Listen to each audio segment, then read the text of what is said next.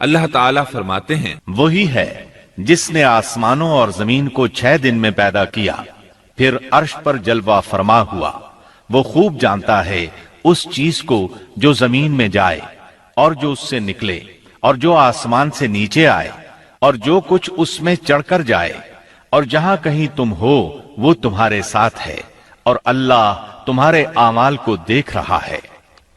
اسی طرح اللہ تعالیٰ سورہ ہود آیت 7 میں فرماتے ہیں، اور اللہ ہی وہ ذات ہے جس نے 6 دن میں آسمانوں اور زمین کو پیدا فرمایا، اور اس کا عرش پانی پر تھا۔ امام احمد بن حنبل رحمت اللہ علیہ نے ابو رزین عقیلی سے بیان کیا ہے، انہوں نے کہا، اے اللہ کے رسول صلی اللہ علیہ وسلم، آسمانوں اور زمین کو پیدا کرنے سے پہلے ہمارا پروردگار کہاں تھا؟ آپ نے فرمایا، عما میں تھا، یعنی اللہ کے سوا کچھ بھی نہ تھا، نہ اس کے اوپر ہوا تھی اور نہ اس کے نیچے ہوا تھی، مطلب یہ کہ کچھ نہ تھا، پھر اس نے پانی پر اپنا عرش پیدا کیا۔ گویا یہ تھی مخلوق کی ابتدا۔ امام احمد، امام ترمذی، امام ابو داود اور بہت سے دوسرے محدثین رحمہم اللہ نے سیدنا عبادہ بن صامت رضی اللہ عنہ کی روایت بیان کی ہے۔ وہ کہتے ہیں، میں نے رسول اکرم صلی اللہ علیہ وسلم کو فرماتے ہوئے سنا، آپ فرما رہے تھے، بلا شبہ اللہ نے سب سے پہلے قلم کو پیدا کیا، پھر اللہ نے اس کو حکم دیا، لکھ، چنانچہ وہ اسی وقت چل پڑا، اور قیامت کے دن تک ہونے والی ہر چیز لکھ دی۔ یہ اللہ تعالیٰ کا علم تھا جس کو قلم نے اس کے حکم کے مطابق لوح محفوظ پر لکھا۔ امام مسلم رحمت اللہ علیہ نے سیدنا عبداللہ بن عمرو بن عاص رضی اللہ عنہما کی روایت بیان کی ہے، اس میں سب سے پہلی چیز کے بارے میں وضاحت کی ہے، اور جمہور فقہا کی رائے بھی یہی ہے۔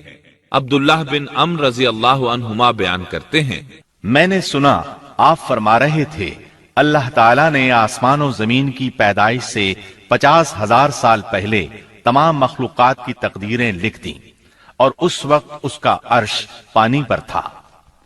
اس حدیث مبارک سے واضح ہو گیا کہ سب سے پہلے پانی اور پھر پانی پر عرش پیدا کیا گیا، پھر قلم کی پیدائش ہوئی، اس نے تقدیر تحریر کی، پھر آسمان اور زمین کی تخلیق ہوئی، اور جس حدیث میں آیا ہے کہ ابتدا میں قلم کو پیدا کیا گیا، اس کا مطلب یہ ہے کہ اس جہان کی مخلوقات میں سب سے پہلے اس کا نمبر ہے، نہ کہ باقی تمام جہانوں کی مخلوقات میں پہلا نمبر ہے، اور اس کا تذکرہ بخاری شریف کی اس حدیث میں ہے۔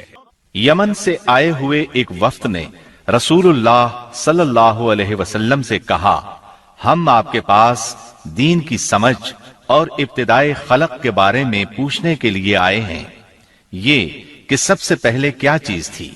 آپ نے فرمایا، اللہ تھا، اس سے پہلے کوئی چیز نہ تھی، اس کا عرش پانی پر تھا، پھر اس نے لوح محفوظ پر ہر چیز لکھ دی، اور آسمان اور زمین کو پیدا کیا، یعنی ابتدا میں پانی پر عرش کی تخلیق ہوئی، پھر قلم کی پیدائش ہوئی، اس نے سب کچھ لکھ دیا۔ علماء کرام کا بیان ہے، قلم کے فوراً بعد لوح محفوظ کو پیدا کیا گیا، چنانچہ قلم نے لوح محفوظ میں ہر چیز لکھ دی۔ اس کے بعد کائنات کی باقی مخلوقات اور آسمان و زمین کی پیدائش معرض وجود میں آتی گئی۔ اشیاء کی پیدائش والی ترتیب میں علماء کرام کے کئی اقوال ہیں، اور ہم نے آپ کے سامنے جمہور علماء اور فقہا کی پسندیدہ اور راجح ترتیب پیش کی ہے۔ آسمان اور زمین کی مخلوقات کی ترتیب کیا ہے، اس بارے میں امام مسلم رحمت اللہ علیہ نے سیدنا ابو ہریرہ رضی اللہ عنہ کی روایت پیش کی ہے۔ وہ کہتے ہیں، نبی اکرم صلی اللہ علیہ وسلم نے میرا ہاتھ پکڑا اور فرمایا، اللہ تعالیٰ نے ہفتے کے دن مٹی کو پیدا کیا، اتوار کے دن زمین میں پہاڑ، پیر کے دن درخت، منگل کے دن تکالیف، مصائب، جراثیم اور بیماریاں، بدھ کے دن نور کو، جمعرات کے دن زمین میں چوپایوں کو پھیلا دیا، اور تمام مخلوقات میں جمعے کے دن کی آخری گھڑیوں یعنی عصر سے رات کے درمیان میں آدم علیہ السلام کو پیدا کیا۔ मतलब ये कि इब्तिदाए आफरीनश में जिन मखलूकात की तख्लीक हुई उनमें से आखिरी मखलूक इंसान था। इस हदीस में मुख्तलिफ हालात को निहायत वजाहत से बयान किया गया है। इससे बखूबी पता चल गया कि इब्तिदाई मखलूकात की तरतीब क्या थी। इनमें से आखिरी नंबर आदम अलैहिस्सलाम का था, जबकि आदम अलैहिस्सलाम नस्ल इंसानी में सबसे पहले और तमाम इंसानों के बाप हैं। इंसानों से पहले फरिश्ते और जिन पैदा हो चुके थे। साहिब अक्ल मखलूकात में सबसे पहला नंबर फरिश्तों का, दूसरा नंबर जिन्नों का और आखिरी नंबर इंसानों का है। फरिश्तों का असल ठिकाना आसमान है।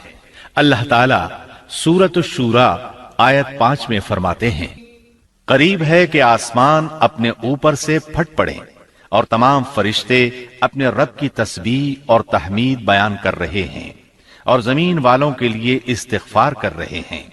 खबरदार, अल्लाह ताला मुआफ करने वाला, रहमत करने वाला है। मुस्लिम शरीफ में है, सैयदा आयशा सिद्दीका रजी अल्लाह अन्हा से रिवायत है कि नबी अकरम सल्लल्लाहु अलैहि वसल्लम ने फरमाया, फरिश्तों को नूर से और जिन्नों को आग से पैदा किया गया और आदम को उस चीज से पैदा किया गया जो तुम्हारे लिए बयान कर दी गई, यानी मिट्टी से। फरिश्तों की तख्लीक के बाद जिनों को पैदा किया गया। जिनों को भी इंसानों से पहले पैदा किया गया था, जैसा कि अल्लाह ताला सूरतुल हिज्र आयत 27 में फरमाते हैं, और इससे पहले जिन्नात को हमने लू वाली आग से पैदा किया। जिन्नात के बारे में बहुत ज्यादा आयात और अहादीस मौजूद हैं। अल्लाह ताला फरमाते हैं, और जिन्नात को आग के शोले से पैदा किया गया। मारिज आग के भड़कते शोले के किनारे को कहते हैं। गोया जिनों को आग की जड़ से नहीं बल्कि आग के शोलों के किनारे से पैदा किया गया है। कुरान मजीद में अल्लाह ताला ने इब्लीस शैतान का कौल नकल किया है, तूने मुझे आग से पैदा किया। इसी तरह पहले भी बयान हो चुका है कि अल्लाह ने फरमाया, और इससे पहले जिन्नात को हमने लू वाली आग से पैदा किया। ये है जिन्नात की असल और बुनियाद। इब्लीस मलऊन भी जिन्नात में से है और इस मसले में किसी को तरद्दुद और शुबह नहीं होना चाहिए, इसलिए कि कुरान मजीद में है, और इब्लीस जिन्नों में से था। मतलब ये कि वो फरिश्तों में से नहीं था।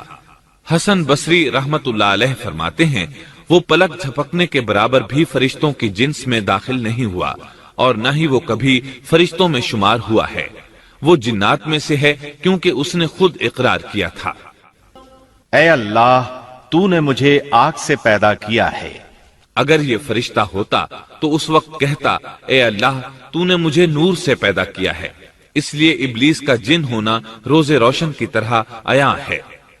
सैयदना अब्दुल्लाह बिन अम्र रजी अल्लाह अन्हुमा और सैयदना अब्दुल्लाह बिन अब्बास रजी अल्लाह अन्हुमा फरमाते हैं, आदम अलैहिस्सलाम से 2000 साल पहले जिन्नात पैदा किए गए। वो हमारी इस जमीन पर रिहाइश पजीर थे। आहिस्ता आहिस्ता वो फिस्क व फुजूर में मुब्तला हो गए। जब वो फितना फसाद में हद से बढ़ गए, नाहक खून बहाने लगे, तो अल्लाह ताला ने उनकी तरफ फरिश्तों का अजीम लश्कर भेजा। उनसे जिन्नात की जबरदस्त मारका आराई हुई। इस मारका आराई में फरिश्तों ने जिन्नात को तहस नहस कर दिया और वो समुद्रों की जजीरों में पनाह लेने पर मजबूर हो गए। जमीन के हर बरे आजम से उन्हें जिला वतन कर दिया गया। चुनाचे आज तक उनका मस्कन यही जजीरे और अजीम मराकिस हैं। ये वाकया आदम अलैहिस्सलाम की तख्लीक से पहले हो चुका है। अहादीस मुबारका में है कि इब्लीस मलऊन का एक तख्त है और वो तमाम जिन्नात का सरदार और हुक्मरान है। उसका शाही तख्त पानी पर है, अगरचे उसकी मुतय्यन जगह हमें मालूम नहीं। यहां तक जिक्र था सैयदना आदम अलैहिस्सलाम की पैदाइश से पहले का।